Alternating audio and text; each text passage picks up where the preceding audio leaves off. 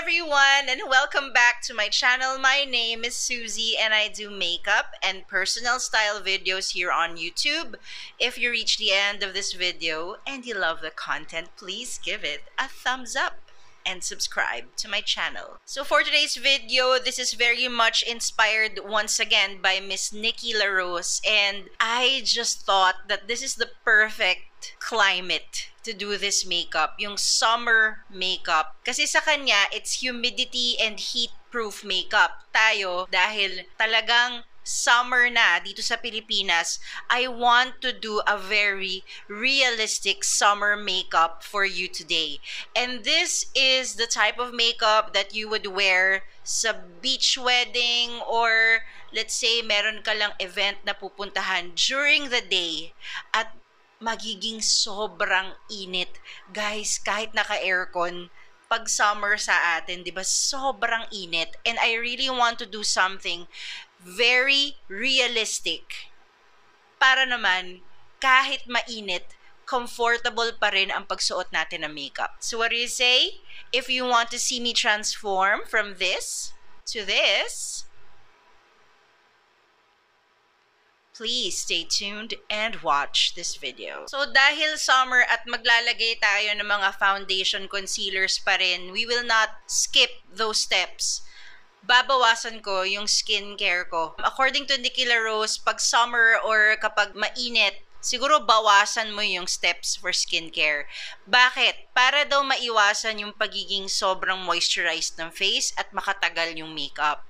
So guys, hindi mo to gagawin kapag kunyari natural ka lang for the day. Yung talagang intentional na gagawin mo to kapag lang may ilalagay kang makeup. Dun sa video niya, sinabi niya just apply sunscreen. I have here the Eco Earth Pink Sun Cream with SPF 50. Okay guys, bakit ito ang gagamitin ko at hindi yung aking favorite na Sola? Una, yung Sola, parang perfect siya on its own.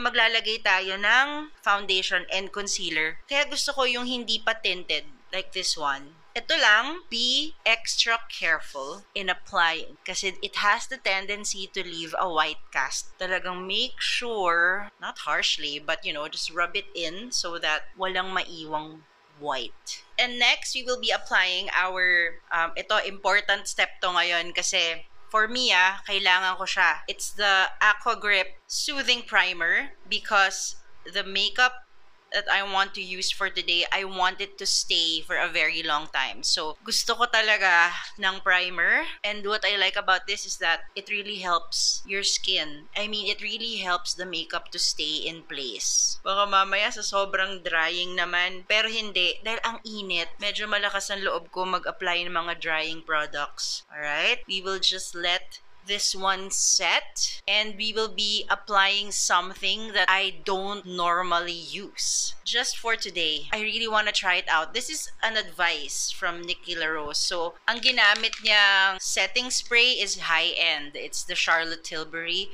But today, because this is the only one that I have, Stay All Day Blue Light Micro Setting Mist. So, diretso na natin.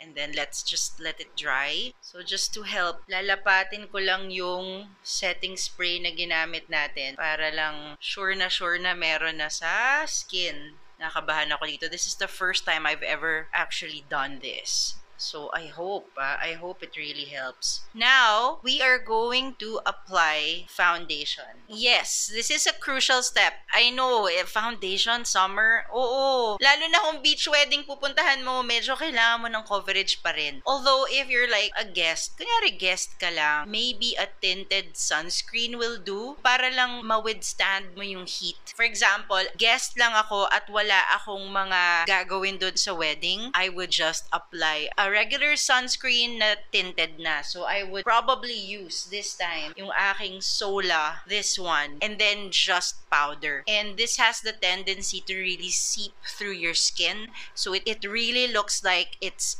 skincare. Now, kunyari, meron tayong gagawin. We are going to use our Estee Lauder Double Wear. Why this? Guys, this is the best one. This is the one you forget. Di mo to masyadong iintindihin kapag suot mo na siya. Yun yung kagustuhan ko dito. Ito yung pinaka-favorite foundation ko kapag mainit kasi sigurado ako na magsistay in place siya. Ang gagamitin nating foundation brush, itong flat na para talagang it will stay on your skin. But I will do another step to pat this one so that talagang packed inside your skin. You do it this way and not like swiping it out.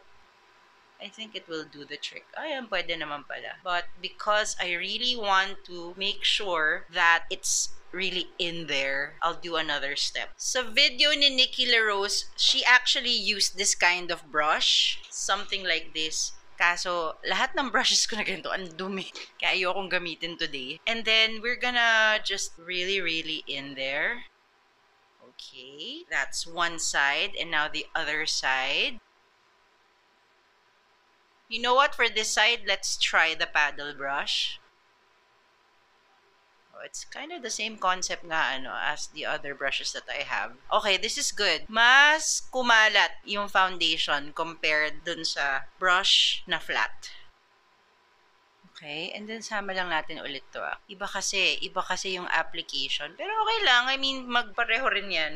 Iba lang yung pagkakakalat ng foundation nung ito na yung ginamit ko. It has been a while since I really made a video. And gosh, I really missed it so much. Tagal, like I was really waiting because, you know, life happens and being a mom, ang daming ginagawa. Kaya this had to take a backseat while I do whatever it is that I had to do. Mga mom duties, kaya took a while since I made one. Kaya, yay, I'm so happy. Today, I had a free day. So, okay, so we've applied the foundation. Now, we're gonna move on to concealer. I have something new. Napalitan na yung aking Maybelline Fit Me Concealer. And I now have the Maybelline Instant Age Rewind Eraser.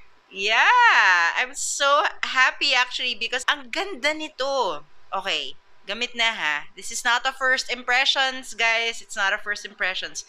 I need to try out the products before I show them to you and give you a good review. And the very first time, ayan na, lagyan natin konti, that I actually used this, I was so impressed. Ang ganda. I loved it. Sobra. So, with my concealer brush, diretso na. Diretso ko. Kasi meron ng sponge eh. I don't know how long I would be able to take this sponge kasi ngayon malinis-linis pa siya. Pero siguro pag madumi na, hindi ko na siguro kaya. But today, sige, diretso natin.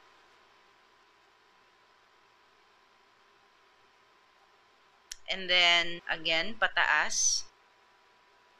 Parang ilang snaps pa lang, labas na agad yung product and then sobrang ganda nung dami. Parang sakto lang talaga siya. So with my concealer brush,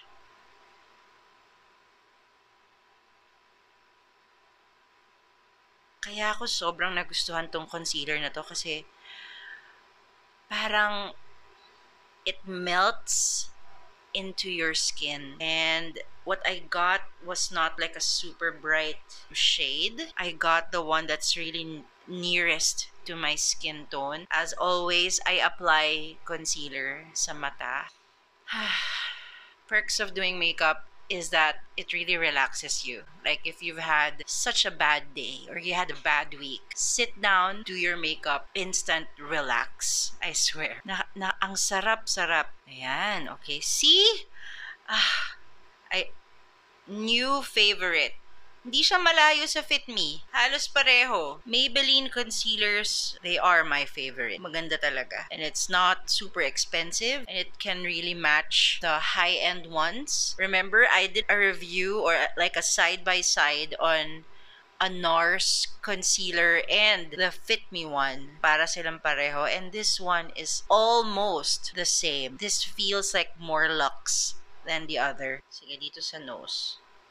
Para lang ubusin lang natin yung product. Normally, I would apply here or here, but today, just a few on the forehead.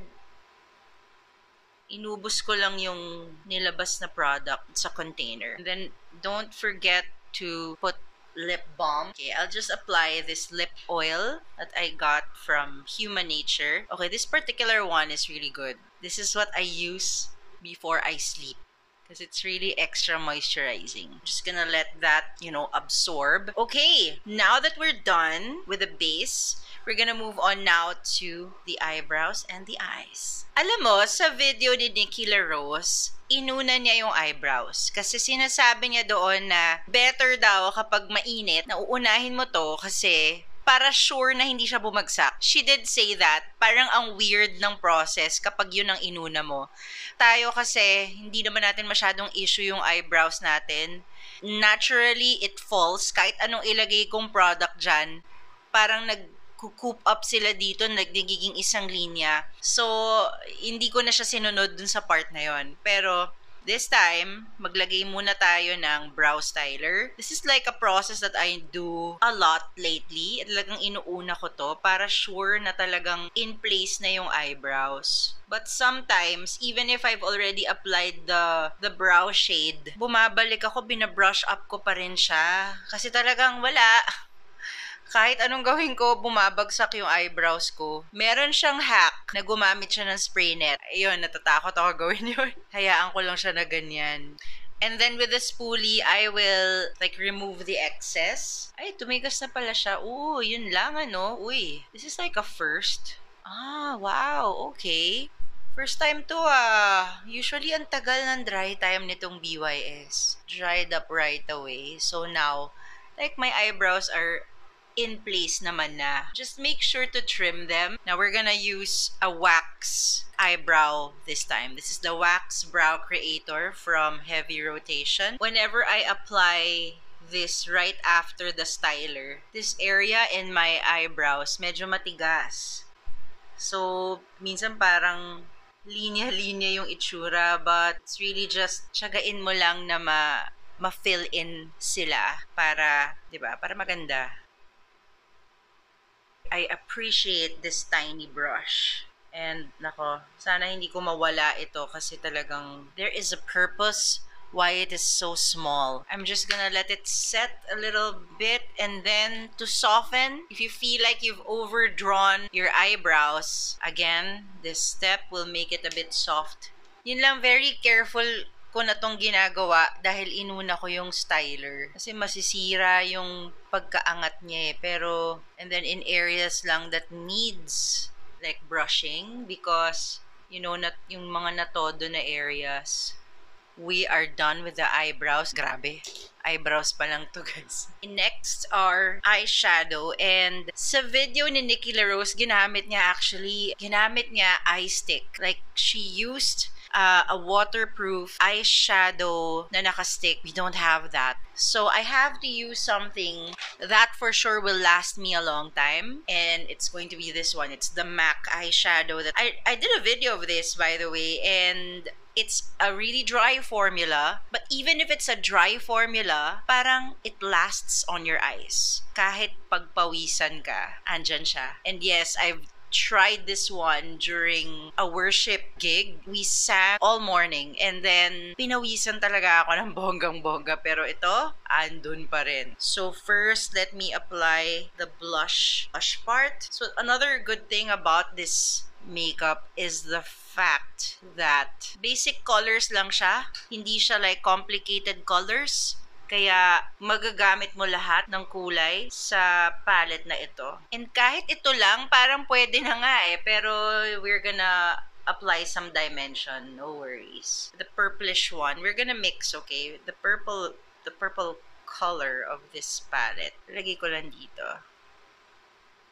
Nagiging subdued na yung makeup natin. I think this is also the time to use your really loud eyeshadows if you want, mga blues, mga greens, because it's summer. Next, we're gonna do the gold one. Then just here sa middle, pinaka-application niya. For me, this is the best space to focus on shimmer. Kasi parang ganda ang ganda ng nagiging effect niya. And then, the excess, just slide it here. Then I usually just whatever excess I have, inaakit ko na siya. Kasi yun na yung pinaka ginagamit. Parang yun na yung pinaka brow bone highlight. See what I mean about the MAC eyeshadows? Hindi ka talaga magkakamali dito. Like, next is eyeliners. Ito, kailangan ang gamitin mo ay yung waterproof talaga. Dahil pagpapawisan ang mata mo. So, kailangan talaga waterproof eyeliner ang gamitin mo. I actually have two. One is the brown one from Nishido. And then also, this is the MAC Glide or Die. But this is black.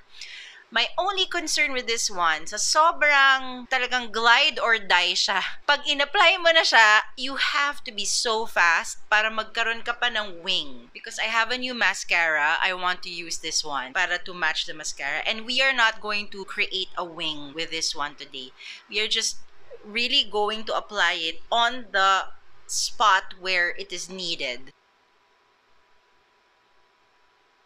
For formulas like these, you have to skip the wing. You have to be super fast. Or else, hindi mo na siya masasmudge. Yan ang setback lang talaga nitong eyeliner na to. Pero, ang ganda nito pag natama mo talaga. Ah! Go, go, go, go, go. The purpose of the brush is really just for me to be able to smoothen it out because I'm not really good at applying it na parang diretsong-diretso and I'm so OC about it. Like, ayan, tulad ngayon, dry na. Ang bilis nitong product na to. Kaya, hindi na tayo mag-a-attempt for a wing. I really just want to smoothen it out para lang hindi, 'di ba, hindi severe na severe yung black. On the other side naman tayo. And then really, really fast. So I can really smoothen it pa or create a tiny wing with it. Yan. Okay? Ayan na siya. Now, I'm gonna use my mascara. And guys, this is newly bought. I actually so love it. It's the Maybelline. So it's the Maybelline new Firework Mascara. Firework. Guys, I love this. First, look at the applicator, like the doe foot. I like that it's like, look, super flexy siya. So, pag maglalagay ka ng mascara sa mata mo, parang hindi masakit or sumasama siya dun sa grain ng yung hibla ng hair mo, sumasama siya kung saan siya papunta. And I love this black one. Like, really. I like it better than the Colossal one. Yung Colossal, lagi kong binibili yun eh.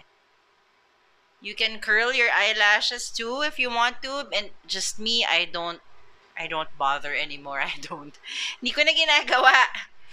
Kasi talagang, yeah. And ang ganda, see? Like, hindi siya ganun kadami yung application. Technically, that's just one pump of it, and then that's it. Ang ganda na ng effect niya agad. See? I am so loving this one. This mascara is so good. Okay, next, our important step. I always do this. My eye brightener. Babawasan ko lang siya ng talas. Again, why do I love applying there? It's because gusto ko talaga na covered lahat ng areas. We are now done with the eyes. Okay, next is contour. Guys, this one I haven't really changed at all because the formula is really that good. So what I normally do, I've learned so much about applying contour na hindi na ako sobrang like todo-todo. Yan. And then later, let me just check how I can do it on the nose. And now with your concealer brush, just pat. Once again, pat it. The trick to this humidity-proof or heat-proof makeup is how you pat and apply your makeup on your skin. Kasi you need to make sure that it's in there para talagang tumagal. And I also saw like a reel over on Instagram that the reason why, that's really true for me because my hairline is starting to really go up, and it's normal for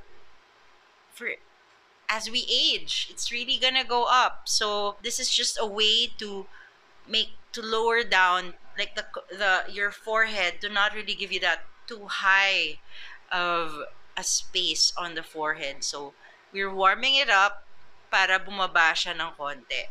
And you know how I found out that I really have a high hairline? It's because of my daughter. My daughter's hairline is really way up here. Ang taas. Tapos sabi ko, where did you get this? Parang my husband's hair is, we're both kulot. We're both curly. It's not so high, and dito lang. But hers was really high. Sabi ko, is it me? And then, yes, I found out eventually that it's me. Ako nga pala. Siguro sa sobrang kapal ng buhok ko, hindi ko talaga naiisip na mataas yung hairline ko. Less is more pala talaga, no? Sometimes kasi, whenever you apply too much, the tendency is for you to look muddy. My weight has been going up and down, all the more that I feel like I need to contour this part so that my face will have that chiseled, at least a little bit chiseled look, especially this area. Wala na tayong magagawa dyan, guys. Age na yan talaga. We can only try to improve our health with the way that we eat, the physical activities that we do, the workouts. Like ako, I am very, very good with workout, but with the dieting, oh my gosh, very hard for me. It's really coming together. And what I noticed about the skin, kinakabahan ako dun sa spray dun sa setting mist. But so far, the skin is smooth. Pero knowing Estee Lauder, knowing the Aqua Grip, iba talaga sila pag nagtagal na, talagang very smooth. Ngayon naman, smooth pa rin naman siya. Talaga lang, do I feel dry? Not super. Like, it's a good drying feel. Like, it's a comfy dry feeling on the skin. It's not super like, yung ano yung skin mo, hindi. Sakto lang talaga. So, baka nga, makatulong nga itong setting spray. So, we'll see a little later. Konti lang This is sometimes a hit or miss. So, you gotta be super careful when you apply. What I like about contour on the nose is that it creates length on your face. Kaya if, like me, medyo chubby yung cheeks ko, nakakatulong siyang mag-slim down. So, kaya gustong-gusto ko siya. Some maglalagay pa dito. Tingnan natin ang contacts. Just, yan, connect na lang. Pero not too much. Kasi ayoko nang lagyan ng product dyan. You see it, right? Like, it creates that length. Now, we're gonna apply blush. Dalawa ang gagawin natin ngayon. We're gonna use my Pillow Pop liquid blush from Ever Bilena in Rouge. And we're gonna apply first on my hand para talagang before we apply on the cheek. We are going to apply in this area. By the way, this is a liquid blush brush.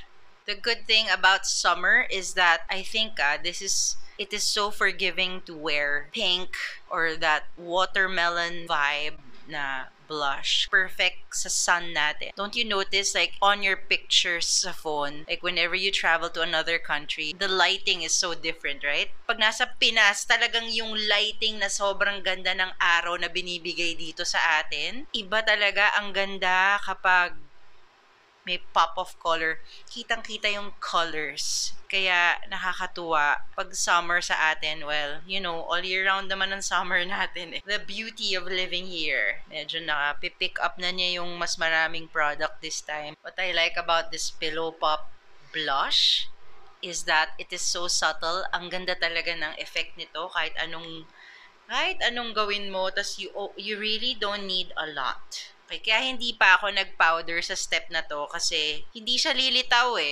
or matatabunan siya ng ibang makeup. So, talagang sa ilalim siya. Or sometimes, this is what I do. Like, I leave this part for the powder blush. And then, dito na yung mismong powder. Kasi, yung formula naman ng blush ay powder na. So, hindi ko na kailangan pang lagyan ng powder.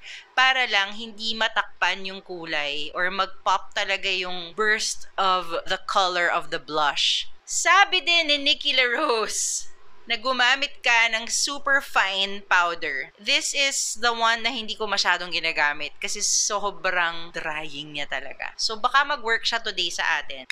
Kasi kailangan mo daw ng super fine para daw talagang ma-seep in mo yung product into your skin. Kasi ganito siya mag-apply ng powder. Okay, I used the wrong brush. Let's use this other one. This is my smaller and denser brush. Ito kayang gawin yung gusto ipagawa ni Nikki LaRose.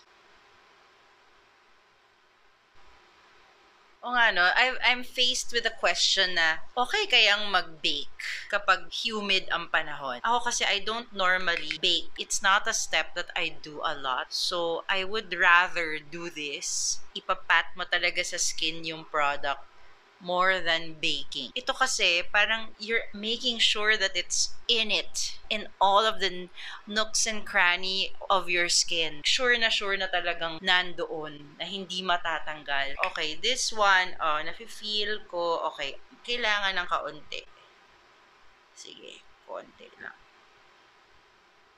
Kaya, inuna ko yung liquid blush. Kinailangan din pala. So, yeah, I would much rather do this step than bake. Alright, next is this one.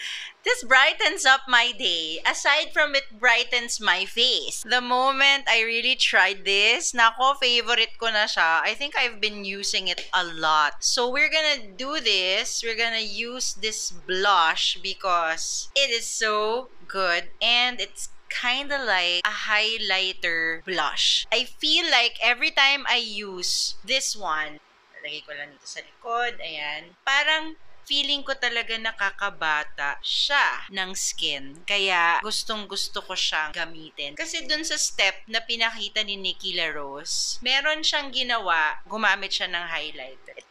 Gagamit din tayo ng highlighter. Wait lang ha. Ito lang, nilagay ko lang kasi gusto ko talaga siya sa cheeks ko. And this is like the perfect time to really apply this shade because it's so forgiving under the sun. It really makes you lively and not dreary. Nilagyan lang natin ng konti yung nose. Kailangan pa ba ng highlighter? But just for the sake of this tutorial, dito tayo maglalagay. Then meron na ako dito. Lagay ko dito. Diniretso ko na guys And then, lalagyan ko ng konti dito sa brow bone ko. Okay, now hanap tayo ng brush that will help spread this out. Ayan, ito na lang. Perfect sa ating summer sun. Just blend it a little para naman hindi lang siya mukhang pinatong doon. Tsaka guys, ang ganda nitong highlighter ni Vice. Ito lang yata yung highlighter na ginagamit ko na hindi mahirap gamitin sa skin. At saka kahit yan, tulad nun may powder na to, diba? Hindi siya nagle-lift ng shade or ng color. Andun lang siya. Talagang it will just blend along with your other products on the skin. Okay, the very last step are the lips. I think it's very crucial to choose your lip color first before you do any of the makeup that you intend. Because let's say you want to do a red lip. It would be better if you do a red lip with bare face or like you use mga bronzed up shades. Like a bit of the brown, golds, peach. Yun yung mga okay na gamitin kapag red yung lips mo. But for me, because my focal point is this area, it's better for me now to use like something near my natural lip color, which is this. And I have been like super enjoying lately itong Charlotte Tilbury lip liner para lang mag-glide yung lip liner ng maayos. Lagay tayo ng konting lip balm. And I used a balm na hindi nagle-lift ng lipstick mo kasi that's another thing, kung nagsismear, matutunaw din siya kapag mainit. So better yung ganito na nasa lips lang talaga, hindi siya nagfe-feathering. So, let's do it. I am really enjoying this lip liner from Charlotte Tilbury now. Kasi the liner is more matte than the lipstick. And then this one.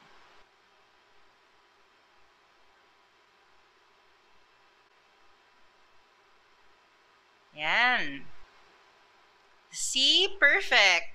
I love it. Oh my gosh. And so we are done. So this is the final look. There is nothing left to say but I love it. I'm not kidding. The hair, sumasabay siya ngayon sa atin and I'm just so thankful na ang ganda ng buhok ko ngayon. Apart from that, the makeup look is so good today. Like how I applied everything was just so relaxed. Iba talaga kapag nare-relax ka sa makeup eh. Doon mo natatama lahat ng application ng makeup mo. Para sa akin, you really need to sit down, assess your face, and just do it really slowly and nicely. And it will achieve yung pinaka-best way ng paglagay ng makeup para sa'yo. Kaya I am so loving it right now. Ang ganda-ganda ng pagka-apply ko ng makeup. Plus, all the colors that I use today are just so amazing. Di pa tayo tapos. Itetest ko pa rin ito. I-check ko hanggang mamaya kung ano yung epekto nito na una natin siyang nilagay sa face natin. And then, meron na rin a little review nitong Age Rewind na concealer na ginamit natin today. Kasi ito lang naman yung mga bago. These two are actually the new ones that we use today. And we'll try to do a review of that a little later once I've tested this makeup out. If there's anything that I haven't tried, it's this one before the makeup. So, I will get back to you a little later to show you the final results of this. So, please stay tuned. So it's been an hour and a half since I stopped filming and I am already seeing some observation about the makeup that we did today. Let's start with the good things. First, the makeup application that Nikki LaRose has taught us. Gustong-gusto ko yung the way that we applied our makeup today because una, hindi ganun kadami. And then we just made sure that everything, the foundation, the primer, the sunscreen was just patted in the skin and just making sure that it's not gonna melt right away when you apply it. And we had kind of achieved that now because the skin does feel like it's really there. It's very light. Hindi mabigat sa skin yung makeup na nilagay na. Second, the makeup stays in place. And the setting spray, the one that we used today, also helped in making sure that the makeup is still there and hindi nagme-melt. Yun yung ibig ko sabihin. However, this is the not so great part. It's the setting spray that's causing the makeup now to be patchy. Yeah. Sadly, that for me is the deal breaker of this hack. But I'm realizing now it's probably because the brand or the type of setting spray baka hindi to sobrang galing na tulad ng ginamit ni Nikki LaRose, which is the Charlotte Tilbury setting spray. Ito lang naman na meron tayo. So ginamit natin. So I didn't realize that this does make my makeup a bit super dry or cracky. Kasi I've tried this before and yun yung pinaka naging observation ko sa kanya. Pagka-apply ko ng makeup and then setting spray, feeling ko yung makeup nagiging parang magka-crack. Ganun yung pakiramdam niya. Kaya today, alam ko na siya yung nagkukos nitong blotchy makeup. Guys, sa camera, baka hindi nyo makita. Pero dito kasi sa mirror, lumalabas talaga siya, nagbubuo-buo yung makeup. And sa akin, deal breaker yun. Mas okay na maghulas-hulas na lang siya kaysa ganito na nagbubuo-buo. Although, the good side is that we know how these two work together. You're like me na meron na kayong subok na primer and foundation together. I think that is enough for a summer make na kahit sobrang init at sobrang humid sa labas, kahit ito lang ang gamitin mo, pag subok mo na rin talaga sila, alam mo na kung paano sila gawa ng paraan. For me, the 3 steps that I took today, I will take this out. Hindi ko na siya gagamitin. Lalo na kung ganito kainit sa atin at nasa araw ako. Kasi with the application naman na naturo sa atin today, kung paano in foundation into the skin, including the powder and all the other makeup that we applied today, okay na yon. Makakasiguro na tayo na hindi madaling huhulas yung makeup kahit so. That's what I realized today. But hey, try this makeup look because I am really loving it. Like, I am now enjoying this pink lip. You know me, I'm a red girl. I love red lipstick and I hardly ever enjoy this pink lip from Charlotte Tilbury. And then my very youthful cheeks that I have on today plus the eyes. The eyes, I have no problem because I know for sure that it's gonna last me the whole day. I've already tested that. This MAC one. And oh yeah, by the way, the Maybelline Age Rewind Concealer and the Maybelline Firework Mascara. These two are amazing. Okay, first, I love the mascara, how it seems to stay in place. And ang ganda, I really like how rich it is than the other mascaras that I've tried in Maybelline. Again, guys, Maybelline mascara is already, it's a no-brainer. And but this one, I like it because of the doe foot plus how it applies into your lashes. It's really, really nice. I love it. And then, of course, the Age Rewind, it's just like the Fit Me, actually. It's a super great formula, and I think I need to try them out even more in other tutorials because I really want to see it just that or as is without any other product underneath my skin. Kaya please stay tuned for that. I will do another video with these wonderful, wonderful products we have here. And so that is it for today's video. If you've reached this far into the video, I am so thankful that you joined me today and I sure hope to see you again on the next video. Have a great day. Goodbye.